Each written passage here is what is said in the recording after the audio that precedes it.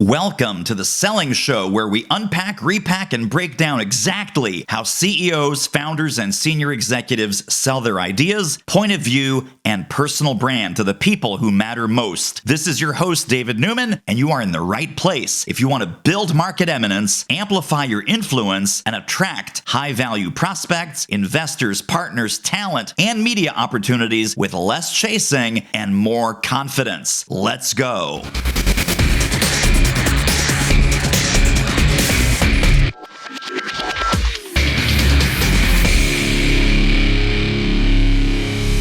Well, my friends, you may have heard the term own the room, but I have the guy who wrote the book, Own the Room, Mr. Jake Stahl. Welcome back to the show. David, thank you for having me again. This is quite an honor. For the folks that did not listen to our first episode, which we will link in the show notes, by the way, give us a quick summary of your professional journey and what brought you to the current work that you're doing today, and what were some fun detours along the way. Sure. So 30 years as a sales trainer. I've done it all over the globe, 6 countries, 47 states, do a lot of keynote talks on it. But the differentiator, David, is the psychology piece. I'm a firm believer we've all got 2 profiles. We've got the one we hang out in front of everybody on LinkedIn. Then we have the one that sits behind your eyes, and it's the one that makes all the decisions. So my quest during all of my training is, how do we speak to the real decision maker, which is never the person in front of you. It's the person they house inside of them. So the whole idea behind Own the Room was, how do we recognize that person behind the eyes? How do we speak directly to it? And how do we get it to adopt ideas that we suggest and take it as their own? Because I'm a firm believer, David, we don't convince anybody of anything. People just eventually decide the idea was theirs and they take it. I love it. So share a little bit about kind of just the basic blocking and tackling when people get a copy of Own the Room, which I highly recommend that they do. What are some of the initial ideas, some of the initial ahas they're going to have in the early part of the book? So one of the ideas, David, is that we all put off signals, whether we like it or not. We do. It could be our posture, our tone, the rhythm we have. We all have seen it. We all have those people that we look at or we listen to and we go, that really felt right. I like them. Or, I don't know, something kind of fell off about them. So the first principle in the book talks about signal, which is the S in STRATA, which we talk about a lot. But the signal basically says, what signal are you putting off? And what signal are they putting off? Because as much as you need to read them, they're reading you whether you like it or not. Yeah. And I can promise their read is much better than the performance that you're giving. Yeah. So if you have a good signal, you're setting things off on the right path. And that signal does a lot of what we call, David, persuasion. How do you persuade someone before the first words are exchanged? And signal is all of that. So in Own the Room, the first thing to owning the room is, how do you enter that room?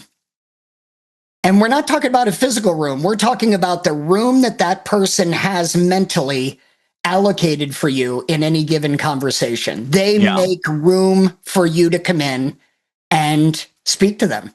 This layering is really fascinating.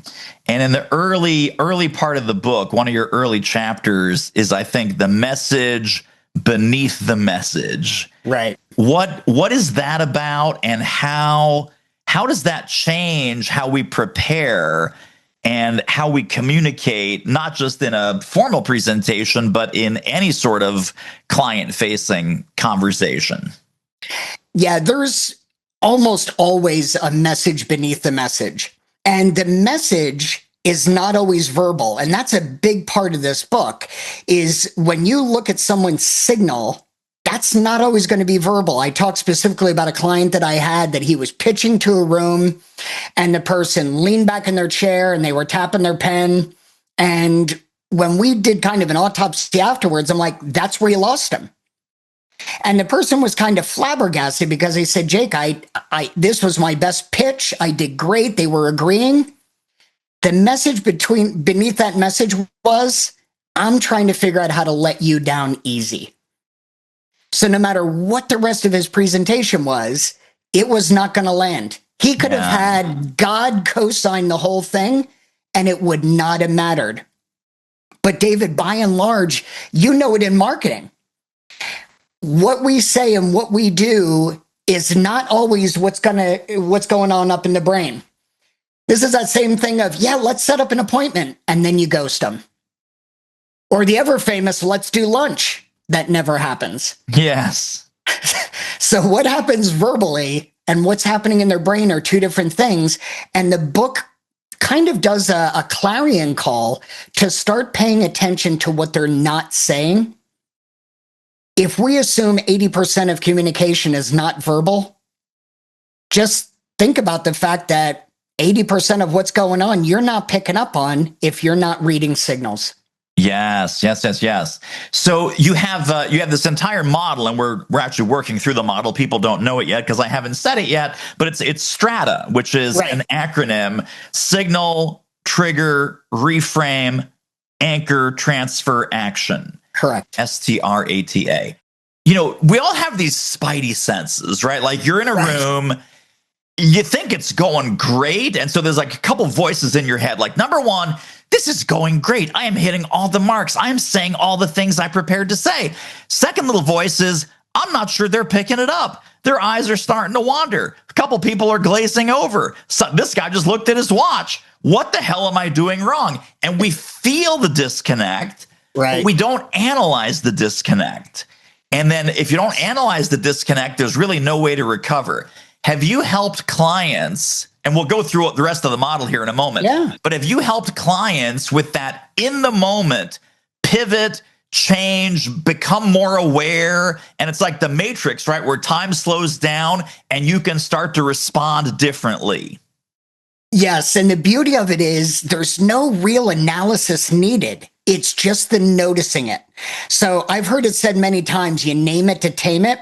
Yeah. So when you go into a room, most people are sitting attentive. They may be back in their chair, they may be leaning forward, but most people are attentive and ready for you to talk. When somebody changes that, you need to notice it. So if I have somebody that's leaning forward and all of a sudden I see them sit back, 90% of people will ignore that. My suggestion in the book is name it. Hey, David, I saw you lean back in your chair. My feeling is I might have hit a nerve. What's happening? You know, get them to say what's going on in their head, because they're not gonna. They're just not. And so you're going to lose that sale without ever knowing why.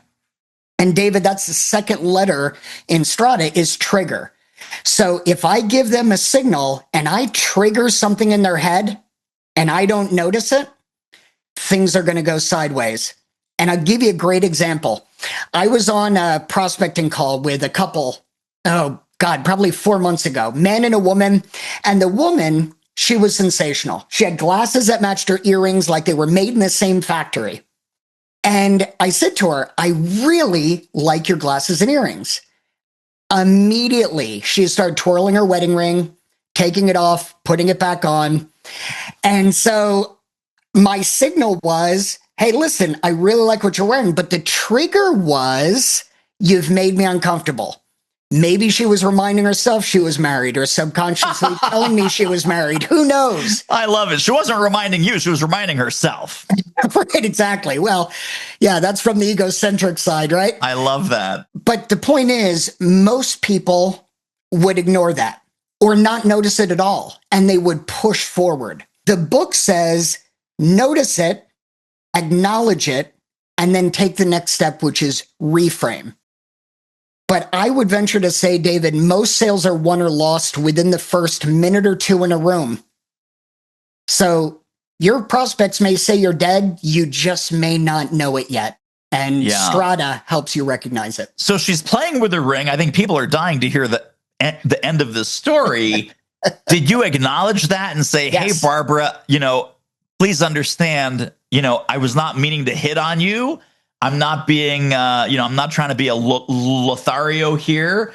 I apologize. I mean, how'd you recover? What was the the recovery moment to overcome that resistance. Yeah, the hard part of that is the fact that you have no idea why the wedding ring twirling started to happen. So to name that is a little bit dangerous, but what I did was I reframed it in the conversation. So when she first came on the call, she made it clear how much research she did on my company, Orchestrate. And I mean, it was impressive. She knew a lot. And when I derailed it by complimenting her on her glasses and her earrings, all I did was reframe it. And I'd say, and so I want to thank you for coming on the call. I'm really interested where you got your research. Would you mind sharing that with me? Immediately, hand away from the wedding ring, hands went down the table. She leaned in and got engaged again. So it was a matter of reframing away from the discomfort. And it worked out great. So you didn't need to address it head on. Nope. You just realized that, I hit a danger spot, time to move on. Right. If somebody leans back in a chair, it's real easy to say, hey, I saw you lean back. Right. But to say to somebody, hey, I saw you twiddling your wedding ring, that's a little bit touchier. So we had to reframe that a different way. Yes.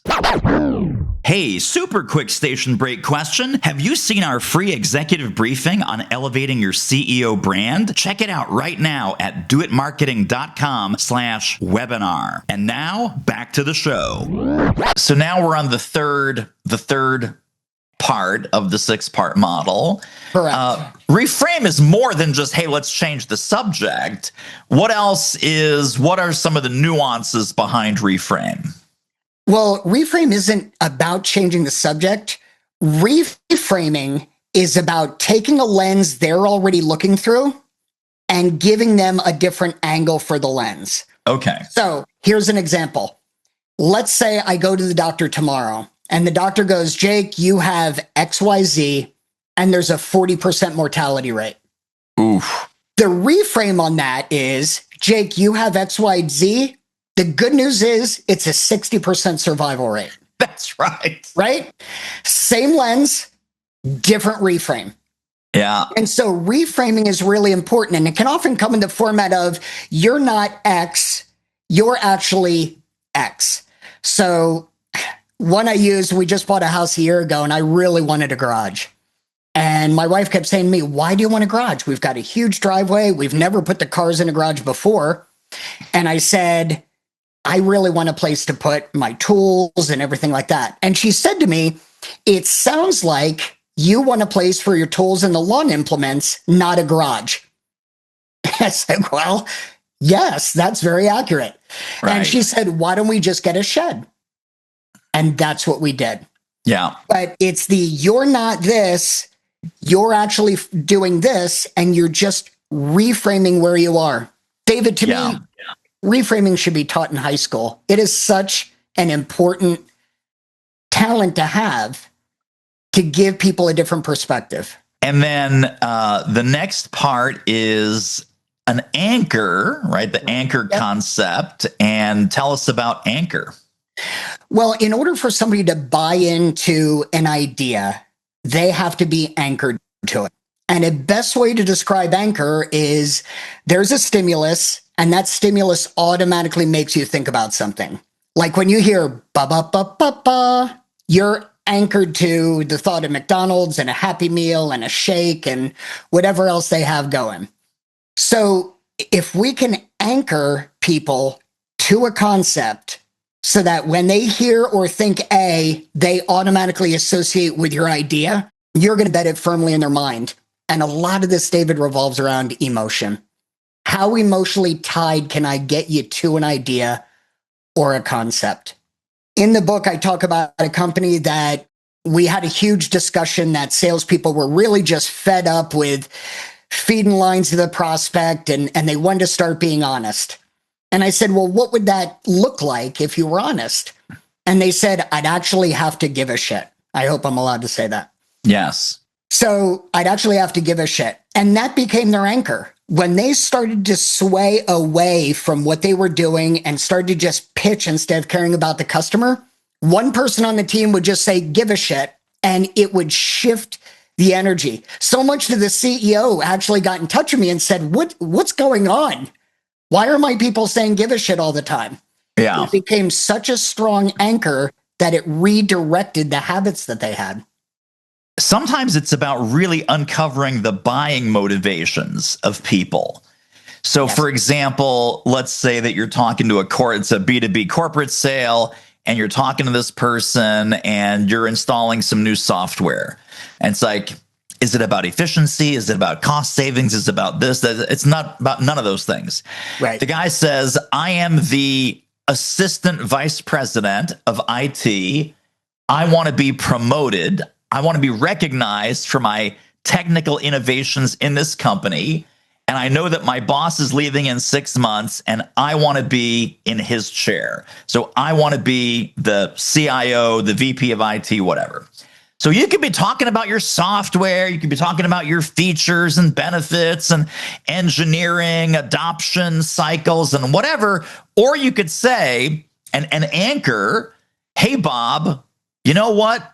Let's get this beta test going. Let's get you that promotion. Hey, Bob, let's get that VP of IT sign on your desk at the front of your desk. Hey, Bob, let's get you raised, praised, and promoted. This will be the technology innovation that makes your name for that promotion. And everything tied to buying your software becomes his ticket to the promotion. Correct. Yep. That's more than give a shit. That's that, yes, you're giving a shit because, like, why is this person doing this? But it's helping them achieve something that's important to them, right? Yes. So it's people buy for their own reasons. They don't buy because we need a commission check that week. And so tapping into what's your reason for investing in this and then simply mirroring that anchor back to them. Correct. And if you want to take it back to your personal life, you think about the good feelings that you anchor to your spouse or your significant other. Yeah. It's the reason we date, right? I feel great when I'm in their presence. Yes. And that's very firmly anchored. Yeah. So yes, anchoring is extremely strong. And I loved your example. Thank you for that.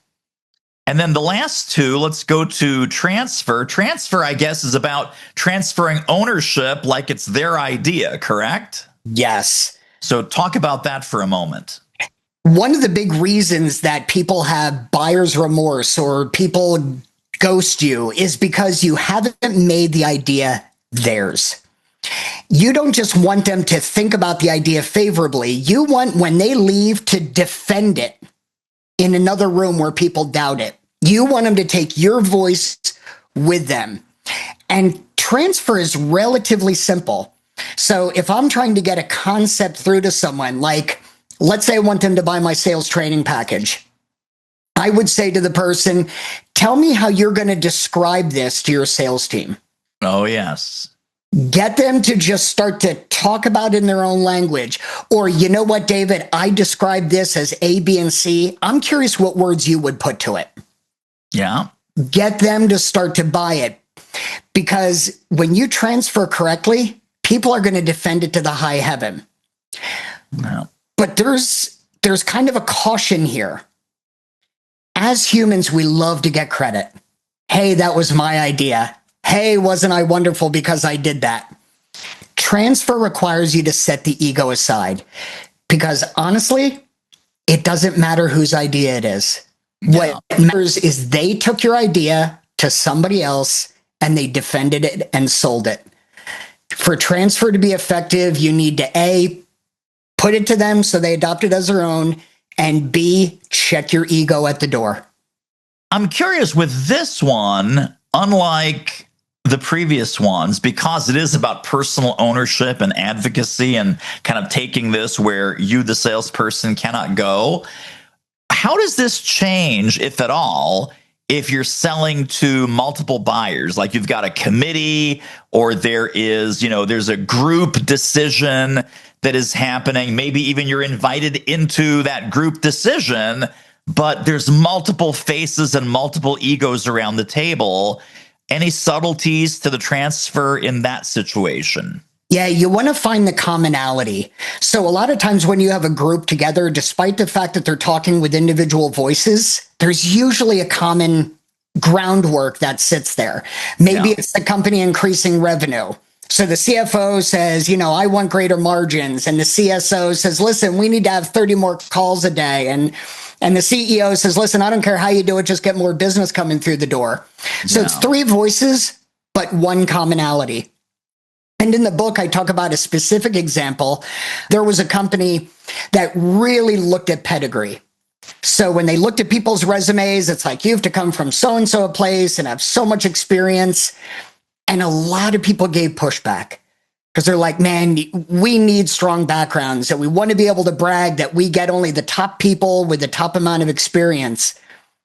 But the commonality all those people had was they've all made a hire at some point that was against their better judgment. Yeah. The person didn't have experience, they didn't have the pedigree, but they still said, I'm going to give you a shot. So the suggestion I made was ask the question, when was the last time you took a chance on somebody and what happened? Yeah. And it was amazing, David, what took place. All those people came back, named a person they had hired without a pedigree, and then all of a sudden, their job descriptions changed without this person having to ask. They just saw these things start to change in the background because everybody thought, I've done this. It's my idea. Look what I did. And the idea became theirs. And again, who cares? It could be your idea. I'm good with that. Exactly. Wait. We're not just going to listen to this episode. There are downloads, there are resources, there are links, there are bonuses waiting for you on this episode's page when you go over to doitmarketing.com/podcast. That's right, doitmarketing.com/podcast. Grab the notes right under this episode. See you over there. And then the last part of the model is around action, which, of course, without action, sales don't happen, checks don't get written, people don't get hired, people don't get promoted. What are some of the keys to unlock action based on all the other things that you've worked so hard to make happen before? This is almost a quality check.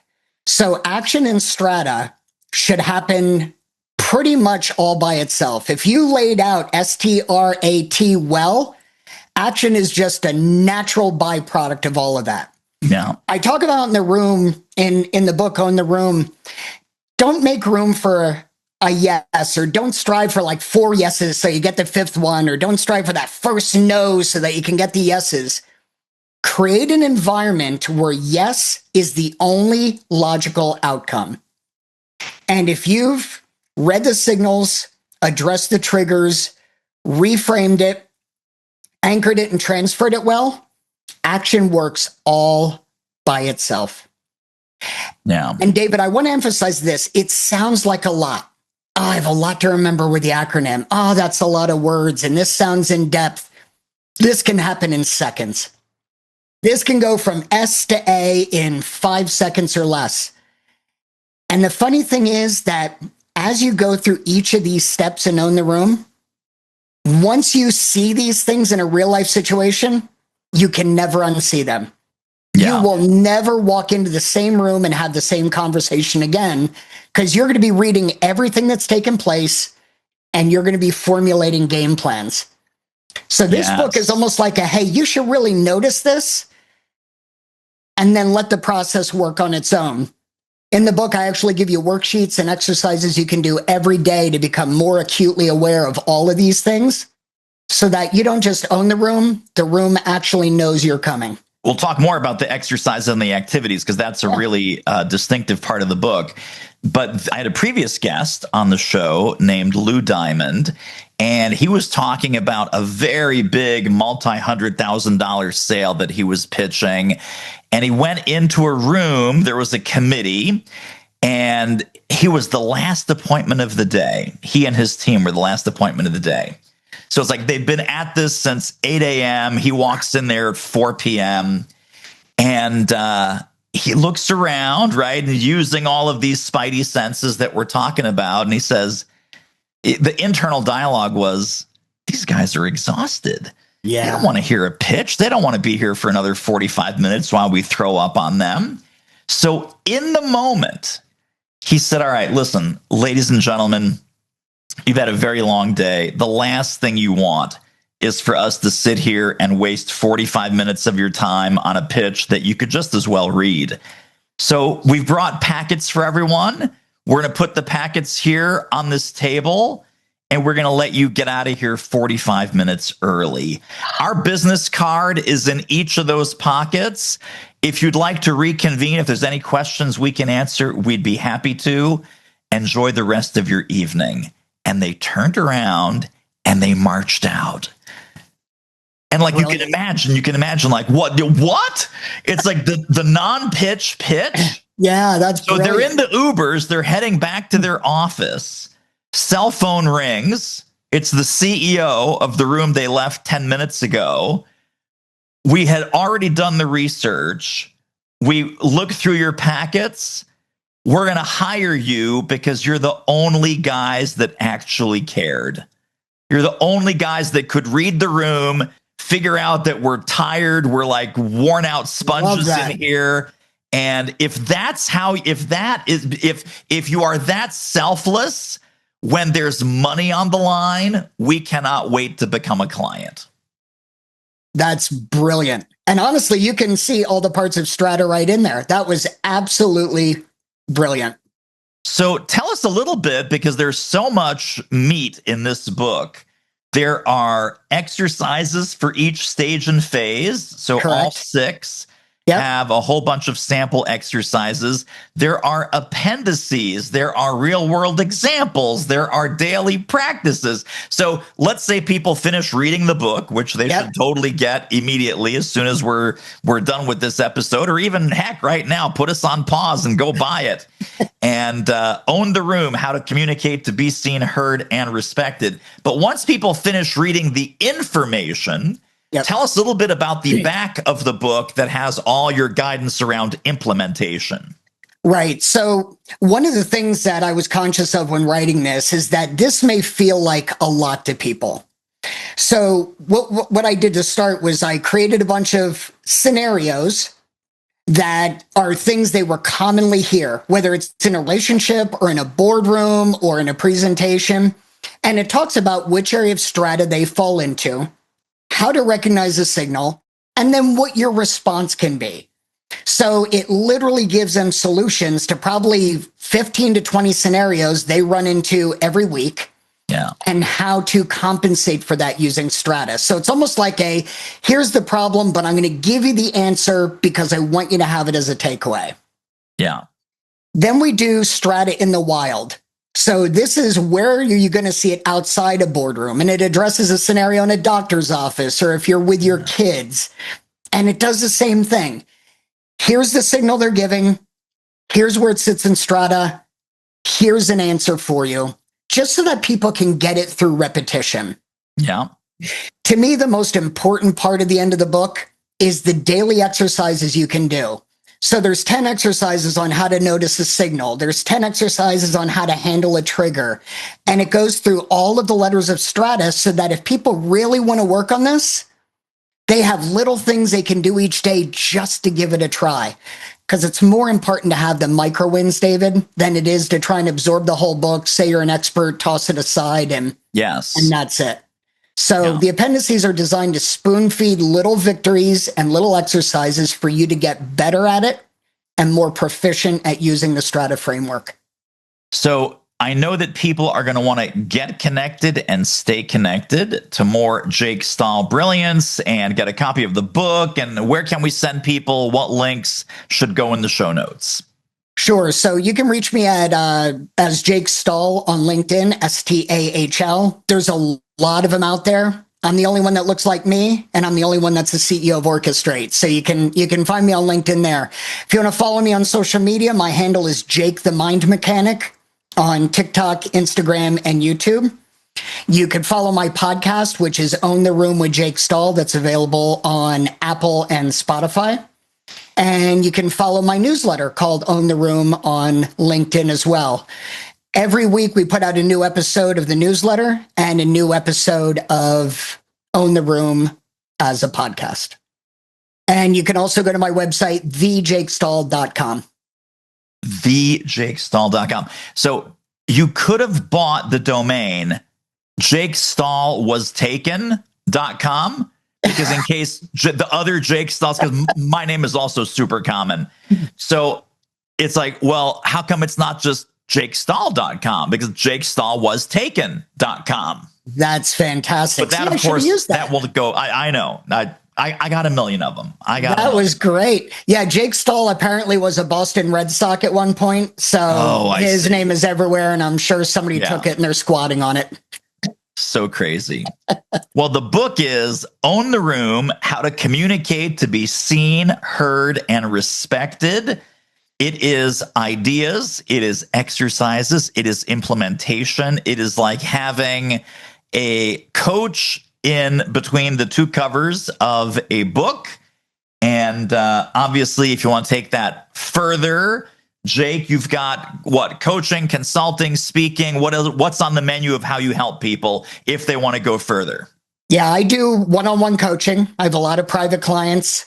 Plus, I do corporate coaching. I'm working right now with 4 international pharma companies.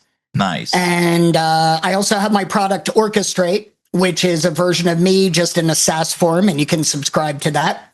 And that's at orchestrate.com, spelled ORCHESTRAIGHT,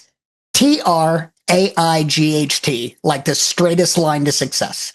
Very nice. Straight line to revenue, straight line to sales. Exactly. All of the above.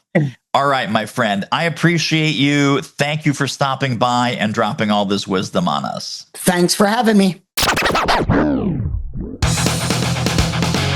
And that wraps up another episode of The Selling Show. Hey, tell you what, if you like us, rate us and review us on Apple Podcasts, subscribe, tell a friend, go grab the notes and downloads and extras at thesellingshow.com. See you next time.